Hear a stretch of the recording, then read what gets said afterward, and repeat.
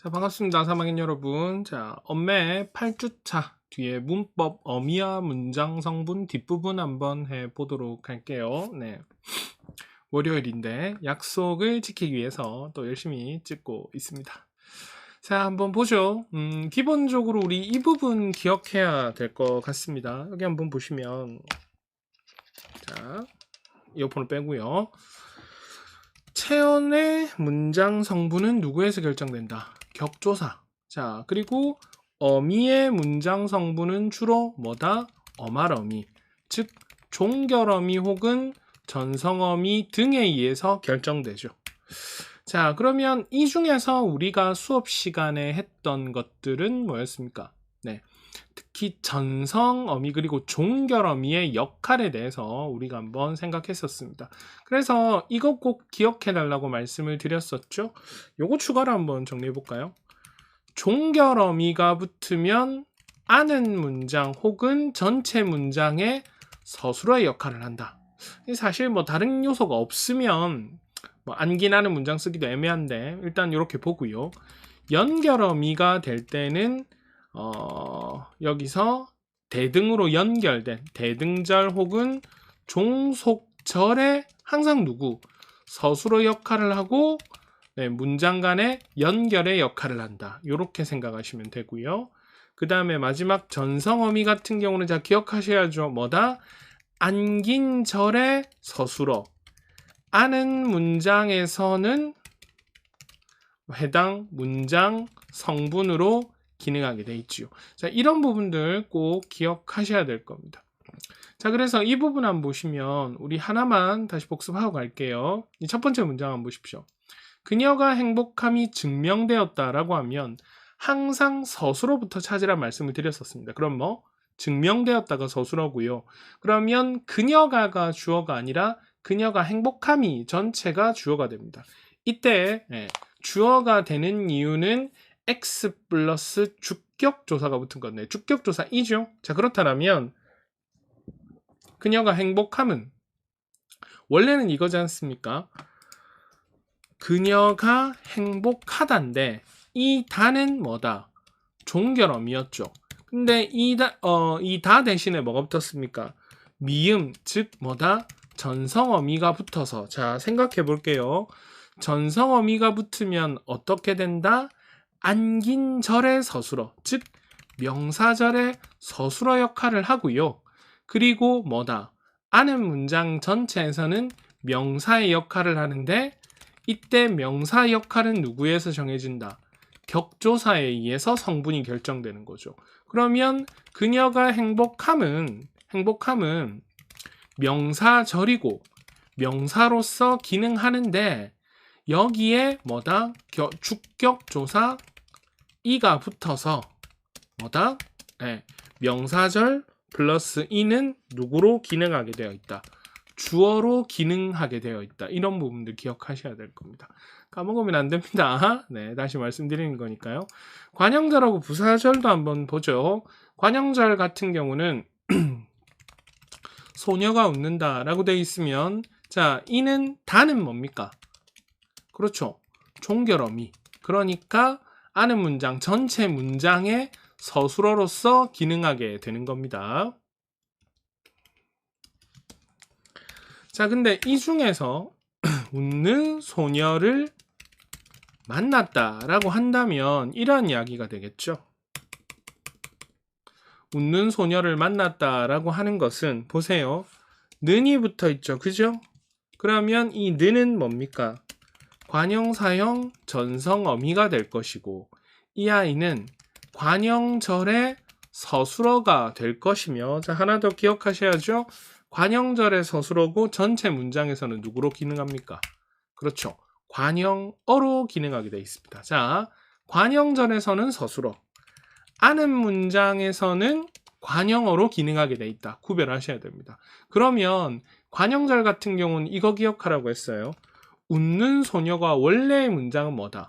소녀가 웃는다. 그러니까 관형절에 이 웃는다 혹은 웃는 서술어로 기능을 하는 거고요. 이 소녀가 웃는다 이 부분은 뭐다? 관형절에서 누가? 주어가 빠져나가기 전에 원형을 소녀가 웃는다가 돼 있고, 웃는 소녀를 만났다 할 때 웃는이 되면 주어가 빠져나가 있는 거죠. 이런 것들. 그래서 관형절, 부사절, 특히 관형절에서는 어떤 문장 성분이 생략되어 있는가의 여부에 대해서 고민하셔야 됩니다. 나중에 조금 단계가 올라가면 한 번 더 하겠지만, 이 관형절이 꼭 모든 것이 생략되어 있는 건 아니고요. 미안합니다. 인기가 많아서 새벽에도 전화가 옵니다. 탁을 시켰는데. 자, 그래서 소녀가 웃는다 이 부분 보이시고요. 그 다음에 관형절 같은 경우에는 아까 말씀드렸죠. 꼭 생략된 게 있는데 생략되지 않은 케이스도 있습니다. 예를 들어 동격의 관형절이라는 것도 있는데 이런 거 있죠. 그가 성공했다는 사실을 우리는 알고 있다. 자, 그렇게 되면 그가 성공했다는 아는 문장에서 뭐가 됩니까? 아는 문장에서는 관형사형 전성어미가 있으니까 관형절이 되고요. 그렇죠? 관형절은 뭐로 기능합니까? 관형어로 기능하게 돼 있죠. 그러나 안긴 문장에서는 뭐로 기능한다? 성공했다. 요거는 서술어로 기능하는데 그가 성공했다라는 문장에선 생략된 성분이 없죠? 오케이. 이러한 것들 뭐 사실, 뭐 소식, 모습 이런 유들인데 이렇게 되면 동격의 앞에 오는 관형절을 동격의 관형절이라고 자주 합니다. 그런 것들 보시면 될 것 같아요. 자, 그럼 이제 문장 성분 오로록 보았고 요것들 잘 기억해 보시고 자, 구조 한번 꼭 점검해 보셔야 될 겁니다. 그래서 요거 조금만 보시면 자, 문장이 연결된 거, 즉 보세요.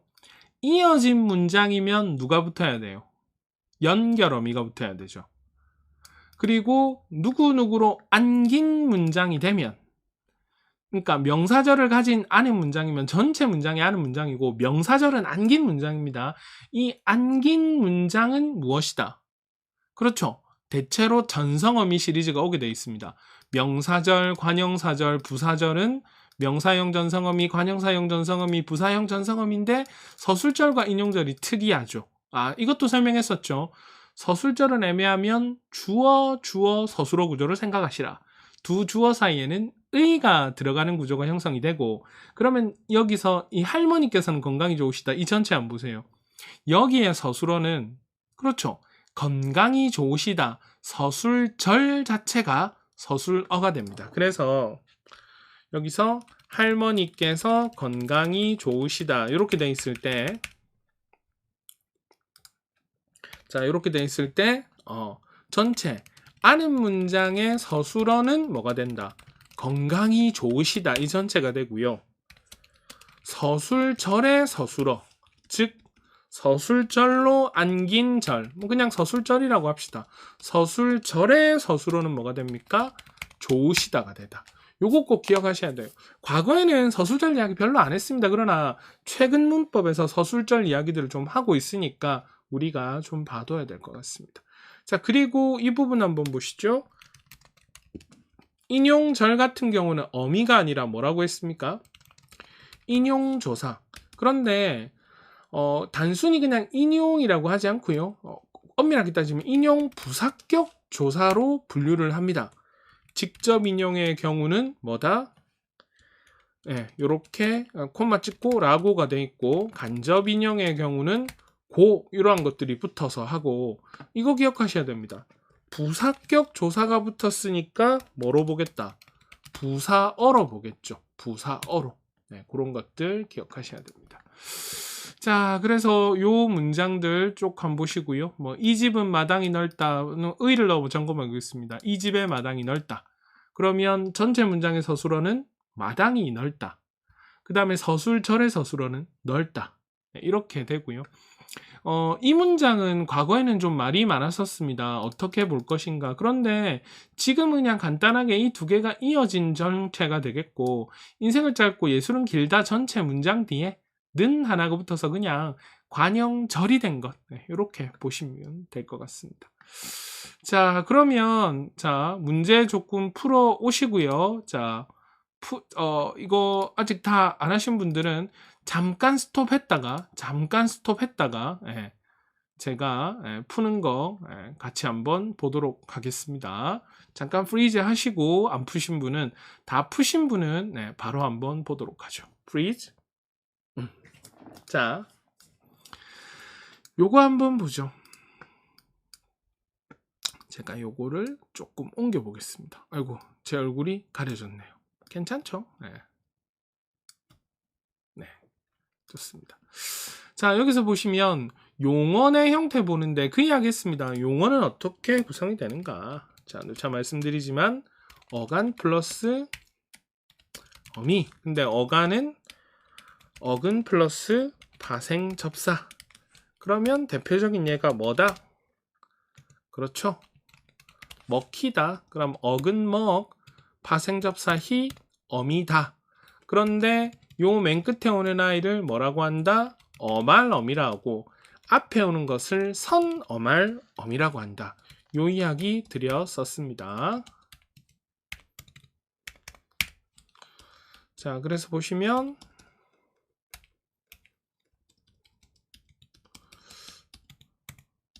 그래서 선어말어미에는 뭐 시, 엇, 갠, 는, 더 등이 들어간다고 말씀을 드렸었고요.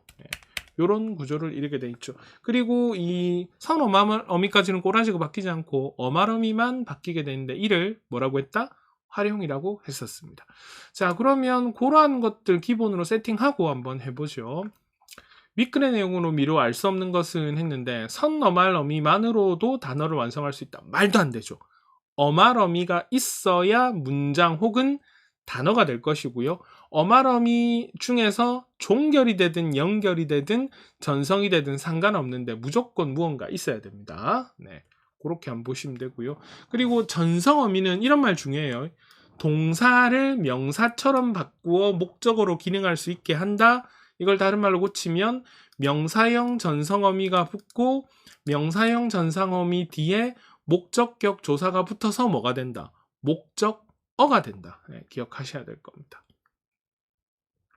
자, 알다시피 같은 경우 보면 시로 헷갈릴 수 있는데 알다 돼 있고요. 시피 같은 경우는 다른 형태로 쓰이게 돼 있습니다.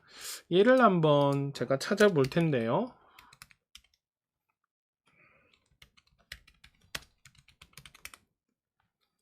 네, 기본적으로 지금 다시피 같이 통으로 돼서 이를 연결어미로 보는 게 대세니까 이런 게 있다라고 보시면 됩니다. 그래서 어차피 나눠지지 않겠습니까? R이라는 어근 뒤에 혹은 어간 뒤에 다시피라는 어미가 붙었다라고 체크하시면 되겠습니다.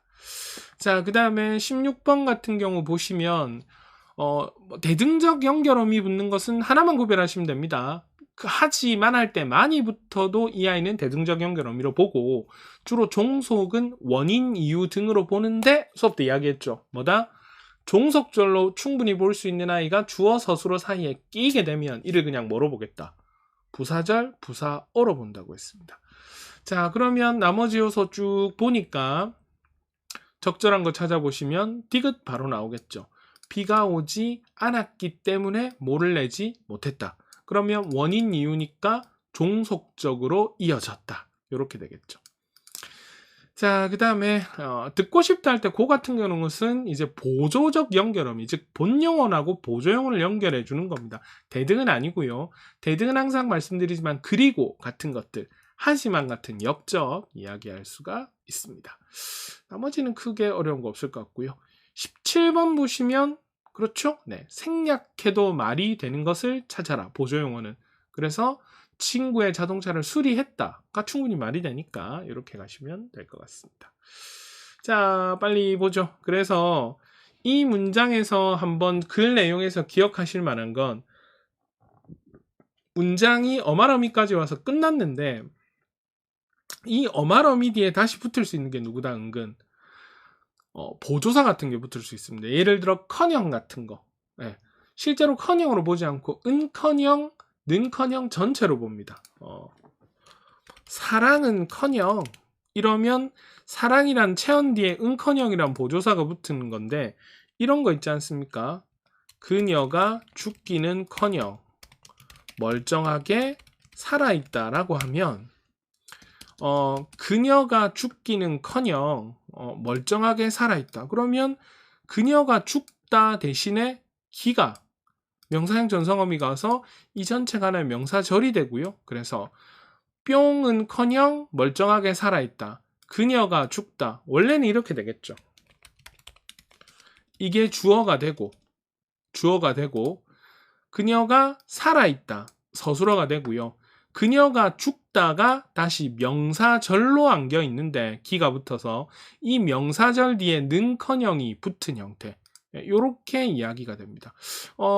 그래서 이 범주를 어떻게 볼 것인가는 조금 애매한데 이러한 부분들은 너무 고민하지 않으셔도 되고 이 성분을 뭐로 볼지 특히 보조사나 이런 요소가 붙으면 대체로 부사로 보는 케이스들이 좀 있는데 좀 헷갈리거든요. 요거 지금 너무 고민하지 마시고 단순히 그냥 하나의 문장이나 끝난 단위 뒤에 보조사가 붙을 수 있다. 이런 것들만 잘 챙기시면 될 것 같습니다. 자, 그 다음에 나머지 보시면 고도 이어진 것도 있지만 시간의 선우를 나타내는 것도 있다. 라는 이야기가 나오고요. 그 다음에 종속적 같은 경우는 원인, 이유 이런 것들 체크될 수 있고 여기서 보시면 1가 보세요. 밥을 먹고서 아이들이 밖으로 나왔다.